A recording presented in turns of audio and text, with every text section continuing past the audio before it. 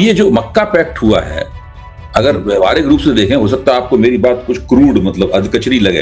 जैसे कि भारत और पाकिस्तान के बीच में मान लीजिए कोई विवाद होता है, जो कि अक्सर होता रहता है। कोई नहीं जानता कि भारत और पाकिस्तान के बीच में कब कोई विवाद हो जाए और उस विवाद में फौजें भी शामिल हो जाए। बिल्कुल। हाँ, ये तो कभी भी हो सकता है। बिल्कुल। हाँ, तो जैसे ही ये विवाद होगा, लेकिन तुर्की एक बड़ी ताकत है दुनिया की। तुर्की की जो डिफेंस इंडस्ट्री है वो भी एक बड़ी दुनिया की तगड़ी डिफेंस इंडस्ट्री है। वो बहुत बड़े पैमाने पर ड्रोन्स बनाते हैं।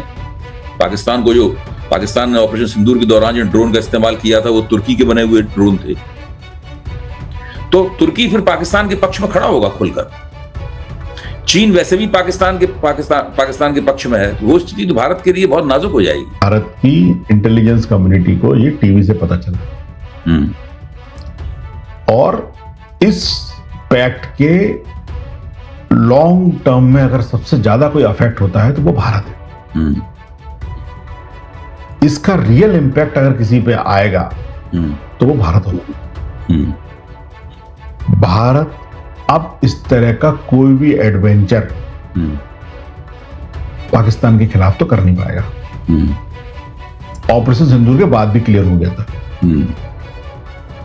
इसके बाद तो बिल्कुल ही क्लियर हो गया। ये जो मक्का पैक्ट हुआ है, अगर व्यवहारिक रूप से देखें, हो सकता है आपको मेरी बात कुछ क्रूड मतलब अधकचरी लगे बात, क्योंकि मैं विदेश नीति का छात्र नहीं हूं, उसके बारे में मेरा ज्ञान उतना नहीं है, इतना अन्य क्षेत्रों के बारे में है। जैसे कि भारत और पाकिस्तान के बीच में मान लीजिए कोई विवाद होता है, जो कि अक्सर होता रहता है। कोई नहीं जानता कि भारत और पाकिस्तान के बीच में कब कोई विवाद हो जाए और उस विवाद में फौजें भी शामिल हो जाए। बिल्कुल। हाँ, ये तो कभी भी हो सकता है। बिल्कुल। हाँ, तो जैसे ही ये विवाद होगा और पाकिस्तान गड़बड़ी करेगा, वो अपने घुसपैठिए भेजेगा या अपने आतंकवादी भेजेगा, भारत के अंदर खून खराबा करेगा, भारत उसके बदले में कोई जवाबी कार्रवाई करेगा। करना भी चाहिए, क्यों नहीं करेगा, मैं भी सहमत हूं इस बात से। तो उस स्थिति में सऊदी अरब तो छोड़ दीजिए, सऊदी अरब के पास ऐसा कुछ है नहीं तीर मारने के लिए, लेकिन तुर्की एक बड़ी ताकत है दुनिया की। तुर्की की जो डिफेंस इंडस्ट्री है वो भी एक बड़ी दुनिया की तगड़ी डिफेंस इंडस्ट्री है। वो बहुत बड़े पैमाने पर ड्रोन्स बनाते हैं। पाकिस्तान ने ऑपरेशन सिंदूर के दौरान जो ड्रोन का इस्तेमाल किया था वो तुर्की के बने हुए ड्रोन थे। तो तुर्की फिर पाकिस्तान के पक्ष में खड़ा होगा खुलकर। चीन वैसे भी पाकिस्तान के पक्ष में है। तो वो स्थिति तो भारत के लिए बहुत नाजुक हो जाएगी। अभी जी, इसी नाजुक स्थिति पे किसी तरह का बात करने से मैं बच रहा था। अभी जी, वो स्थिति बहुत ही भयानक है। मैं इसीलिए आपको बोल रहा हूं कि भारत की इंटेलिजेंस कम्युनिटी को ये टीवी से पता चला और इस पैक्ट के लॉन्ग टर्म में अगर सबसे ज्यादा कोई अफेक्ट होता है तो वो भारत है। इसका रियल इंपैक्ट अगर किसी पे आएगा तो वो भारत होगा। भारत अब इस तरह का कोई भी एडवेंचर पाकिस्तान के खिलाफ तो कर नहीं पाएगा। ऑपरेशन सिंदूर के बाद भी क्लियर हो गया था। इसके बाद तो बिल्कुल ही क्लियर हो गया। भारत बहुत ही नाजुक स्थिति में है when it comes to finding friends. और जो फ्रेंड उन्होंने पिछले कुछ दिनों में बनाए वो कुछ नहीं कर पा रहे। इजराइल और अमेरिका। अमेरिका को तो अपन अभी साइड से रख देते हैं। इजराइल अपने आप को नहीं बचा पा रहे, वो हमारी क्या मदद करेंगे। इजराइल के चक्कर में हमने अभी भारत इजराइल का सबसे बड़ा वेपन्स का एक्सपोर्टर है। भारत ने इजराइल को पिछले 6 महीने में खूब वेपन सप्लाई किए।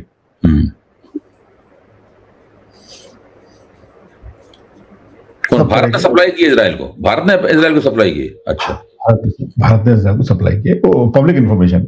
तो कौन से वेपन थे सप्लाई किए गए? लॉन्ग शॉर्ट रेंज मिसाइल्स, वो मिसाइल बनाने का रॉ मटेरियल, बुलेट्स, तोप के गोली वगैरह वगैरह, ड्रोन्स वगैरह वगैरह, बहुत बड़ी संख्या में किए हैं भाई। 5600 शिपमेंट भेजी, बिग क्वांटिटी।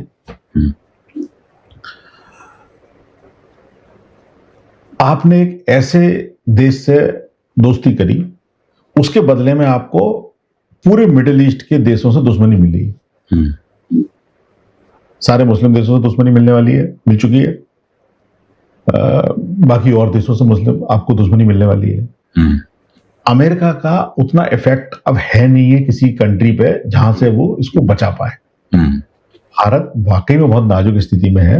मुझे यही डर लग रहा है और मुझे यही लग रहा है कि भारत कहीं इस तरह से पुश ना हो जाए कि जिसको एक भारत ने कभी किसी कंट्री से बहुत बड़े बड़े डिफेंस एग्रीमेंट नहीं किए हैं। अभी तक की जो भारत की पॉलिसी रहती थी वो नॉन अलाइनमेंट की थी। अगर भारत ने किसी कंट्री से डिफेंस एग्रीमेंट अब किया इस एग्रीमेंट के प्रेशर में आने के बाद, तो वो केवल एक ही कंट्री बचती है, वो है इजराइल। और इजराइल से डिफेंस पैक्ट करने के बाद मुझे लग नहीं रहा कि क्या उसके बेनिफिट होंगे। तो इसलिए मुझे लग रहा है एक जरा सी गलती भारत को बहुत अजीब सी स्थिति में धकेल सकती है। अच्छा, अब इस पूरे नजारे में ईरान के ऊपर बात करना हम लोगों के लिए जरूरी है, क्योंकि सऊदी अरब मानता है कि ईरान, उसको अगर कोई खतरा कहीं से है सीधा तो ईरान से खतरा है। पाकिस्तान और ईरान के भी संबंध बहुत अच्छे तो नहीं रहे हैं, लेकिन आजकल तो दोनों के संबंधों में कुछ बढ़ोतरी ही हुई है जब से पाकिस्तान ने मध्यस्थ की भूमिका निभाई है। अच्छा, टर्की जो है वो भी ईरान के खिलाफ नहीं है देखा जाए तो। हाँ, तो ऐसी स्थिति में ईरान इस जो ये त्रिकोण बना है तुर्की, पाकिस्तान और सऊदी अरब का, उसमें ईरान कहां बैठता है? अबे जी, इसको डिस्कस करने से पहले थोड़ा सा आपको ईरान और अमेरिका के युद्ध के बारे में बताता हूं। अबे जी, एक दिन डोनाल्ड ट्रंप साहब ने बीच में ट्वीट किया, 13-14 दिनों तक उन्होंने लगातार बमबारी की ईरान पे। उसके बाद उन्होंने अटैक बोला कि मैं आज ईरान पे बहुत बड़ी अटैक करने वाला हूं, मानवता खत्म हो जाएगी। उन्होंने ऐसा ट्वीट किया। और ईरान ने, अमेरिका ने बोला कि हम अब मिलिट्री इंस्टॉलेशंस और के अलावा सिविलियन और पावर प्लांट और उन पर भी अटैक करेंगे, सिविलियन इंफ्रास्ट्रक्चर पे। उसके बाद ईरान ने 49 टारगेट्स की लिस्ट पब्लिश कर दी अलग अलग कंट्री में, खाड़ी देश के। उन्होंने कहा कि अगर आपने हमारे ऊपर अटैक करा तो हमारे ये 49 की लिस्ट तैयार है और हम इन पे चालू कर देंगे अपनी बमबारी। जैसे वो लिस्ट लोग उन कंट्री की थी, उन कंट्री को फोन लगा के बताया होंगे या कुछ भी करे से कम्युनिकेट करे, तो वो कंट्री सब घबरा गई। उस कंट्री के जो नेता थे उन्होंने डोनाल्ड ट्रंप साहब से बात की, और शायद मेरे ख्याल से MBS ने बात की, मोहम्मद बिन सलमान ने, सऊदी अरब के, और उन्होंने डोनाल्ड ट्रंप साहब को बोला कि आप रुक जाओ, कुछ करते हैं। तो डोनाल्ड ट्रंप साहब ने फिर आधे घंटे बाद ही एक ट्वीट करा कि अब मेरी वो सारी कंडीशन आ गई है जो उसके लिए होने वाली थी, और अब हमला नहीं होगा, अब बातचीत होगी। ठीक। अब अभय जी, ईरान ने तो मना कर दिया, और हमने तो बातचीत करनी नहीं है, हम तो करते ही नहीं, हम तो अमेरिका से we are not talking anything. तो अमेरिका फिर वो बड़ी स्थिति में फंस गया कि उसको लगा फिर मैं अकेले बातें कर रहा हूं, कोई इस्लाम किसी से बात ही नहीं कर रहा हूं। तो इस बीच के अंदर ये पता चला कि ईरान ने बोला कि हम अमेरिका से बात नहीं करेंगे, हम कतर के बीच में जो बातचीत चल रही है एग्रीमेंट में, हम वो बात करेंगे। तो डोनाल्ड ट्रंप साहब ने बोला कि बस होर्मुज को खोलने का एग्रीमेंट होने वाला है, और बड़े वो उसमें आए और बोले बस होर्मुज खुलने वाली है। अच्छा अभय जी, इस बीच में अमेरिका के एक डायरेक्टर जनरल है या आर्मी के चीफ है, डॉक्टर मिस्टर केन, डैन केन, उन्होंने बोला प्राइवेटली ट्रंप साहब से कि सर अपनी मिसाइल से बहुत कम हो चुकी है, फटाफट दोस्ती कर लेनी चाहिए, या अब लड़ाई नहीं करना चाहिए, कि अब हमने अगर लड़ाई करी तो हमारे पास जो रिजर्व कोटा है वो भी खत्म हो जाएगा। तो डोनाल्ड ट्रंप साहब इस बात से बहुत गुस्सा हो गए कि ये बात मीडिया तक कैसे पहुंच गई। उनका कहना यह था कि अब हम जब निगोशिएट करेंगे ईरान से, तो ये वाली बात सामने आ गई तो हम निगोशिएशन, हमारी पावर खत्म हो जाएगी। मुझे समझ नहीं रहते कि ईरान इस तरह की धमकियों से डर ही नहीं रहा था पहले भी कभी। ये तुम्ही को लग रहा था कि हम डरा रहे हैं, ट्वीट कर करके पैसे कमा रहे थे। वो ईरान तो कभी डर ही नहीं रहा था, बट बहरहाल चलता रहा। अभय जी, अब उस ईरान ने कहा कि हाँ, होर्मुज को खोलने की हम बात पे एग्री कर रहे हैं और बात कर रहे हैं, और हम अमेरिका से नहीं ओमान से बात कर रहे हैं। तो उस बात को सुन के अमेरिका को बहुत बुरी तरह घबरा गया, बोले ये क्या बात है। अबे जी बहुत सिंपल सा प्लान निकाला ईरान ने, जो मुझे लगता है। अमेरिका ने थोड़ा सा इतिहास भी है, मैं आपको बताता हूं, बट अच्छा इतिहास है। अबे जी ईरान और ओमान के बीच में एक टीएसएस नाम का पैक्ट हुआ करता था 1960s में। उस टीएसएस में क्या था? Traffic separation scheme. उसमें क्या था भाई जी कि हॉर्मुज की खाड़ी में घुसने का जो रास्ता था और निकलने का रास्ता था जहाज का, उसके बीच में ओमान और ईरान के बीच में अंडरस्टैंडिंग थी। और अंडरस्टैंडिंग ये थी कि ओमान की तरफ से घुसेंगे और निकल जाएंगे। बहुत थोड़ा एरिया जो है वो ईरान का इस्तेमाल होगा। ईरान ने 4-5 बातें बोली कि देखिए 65 साल से आपने इसको अपनी तरह चलाया, लेकिन आपने गलत चलाया। आपने इसकी में ऐसे ऐसे जहाज गए जहां से मिलिट्री बेसिस बन गए और उन सामानों से ईरान को डायरेक्ट खतरा हुआ। अब ये पूरा रास्ता जो है वो हम मैनेज करेंगे। तो अब ये एग्रीमेंट साइन होने वाला है अभी जी ओमान से, जिसके अंदर जहाजों के जाने पे वो जाएंगे ईरान के रास्ते से, निकलेंगे जहाज ओमान के रास्ते से। जहाज के जाना फ्री है, एग्जिट पे पैसे लगेंगे। 60 डेज टू 90 डेज इसी तरह से चलेगा, कोई टैक्स नहीं, कोई कुछ नहीं। 90 डेज के बाद उस पर टैक्स चालू हो जाएगा लेने के लिए। वो फेयर बोल रहे हैं, जो भी कुछ बोलेंगे वो उसको। दोनों जॉइंटली इसको मॉनिटर करेंगे, दोनों जॉइंटली इसको चलाएंगे। अब इसके अंदर कोई भी मिलिट्री जहाज हॉर्मुज की खाड़ी में बिना ईरान की परमिशन के घुस नहीं पाएगा। जो कि अमेरिका के जहाज, इजराइल के जहाज, ये सब जहाज उसकी एंट्री बंद। तो अमेरिका के हाथ से स्ट्रेट ऑफ हॉर्मुज पूरी तरह से निकल गया। अब बात खड़ी होती है कि अब डोनाल्ड ट्रंप साहब क्या करेंगे? अब डोनाल्ड ट्रंप साहब अमेरिका में चुनाव, अभी मिशिगन में एक डेमोक्रेटिक कैंडिडेट हैं, उन्होंने वहां पे एक अपने प्रतिद्वंदी को हराया है।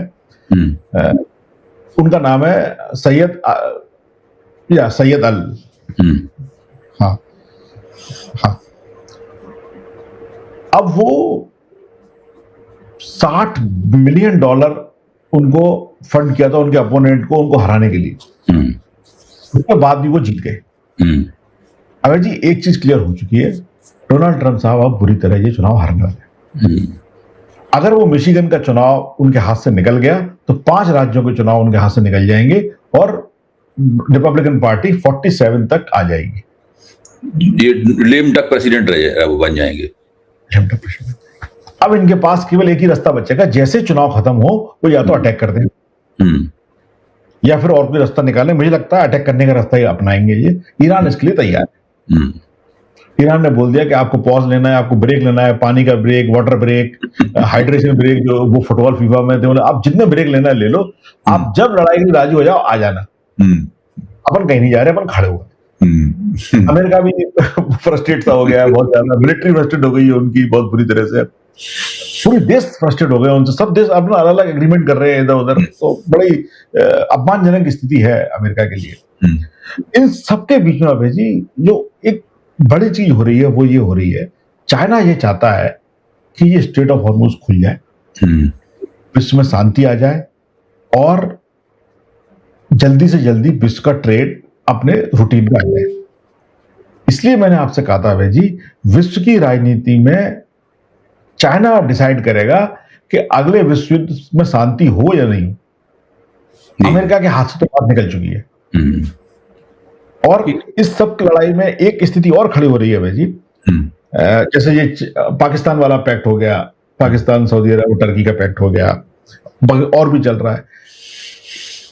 ईरान जो है अब वो रशिया और चाइना की तरफ झुकने के लिए पुश हो गया। चाहे कुछ भी हो जाए, चाइना ईरान को जाने हाथ से नहीं देगा किसी कीमत पे भी। मैं आपको और एक बात बताता हूं आपके दर्शकों के लिए, बहुत ही अद्भुत सी बात है और आपको समझ में आएगा उससे अमेरिका का कितना सिनिस्टर प्लान था। जी आज सऊदी अरेबिया से अमेरिका का क्रूड ऑयल एक्सपोर्ट 0 हो गया। आज सारा क्रूड ऑयल जो है वो अमेरिका वेनेजुएला से ले रहा है। ये वही वेनेजुएला है जहां 1 जनवरी को या 2 जनवरी को ट्रंप साहब ने वहां के राष्ट्रपति मडेरो को किडनैप किया था घर से। अब 28 फरवरी को अमेरिका ने ईरान पर अटैक किया। इसका मतलब ये निकला कि अमेरिका को ये एहसास था कि हम अटैक करेंगे तो हमारी ऑयल सप्लाई डिस्टर्ब हो जाएगी, तो उन्होंने उसको इसलिए वहां से उठाया कि हमें ऑयल सप्लाई अनइंटरप्टेड मिलती रहे। तो इसका मतलब अमेरिका इस लड़ाई की तैयारी 1 साल पहले से कर चुका था।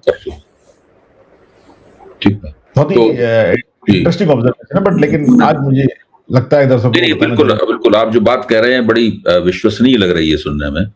तो अब हम लोग अपनी चर्चा के आखिरी दौर में पहुंच गए हैं, तो आप इस चर्चा का उपसंहार करें, जो कि बहुत महत्वपूर्ण बात है। मतलब मैं अब बताता हूं भाई जी, जिन बातों का वर्णन कर रहे हैं वो बड़ी जटिल है, वो ये सब पूरा नजारा जो है बड़ा कॉम्प्लेक्स है।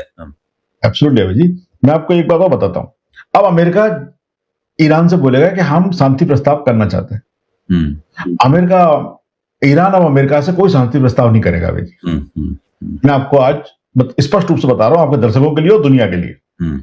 ईरान अमेरिका से कोई शांति प्रस्ताव नहीं करेगा। अमेरिका से ईरान ये बोलने वाला है, या ईरान अमेरिका से ये बोलने वाला है, आपने जो 14 पॉइंट का एमओयू साइन किया था, जिसपे आपके राष्ट्रपति ने साइन किए थे, आप उसी को ऑनर करिए।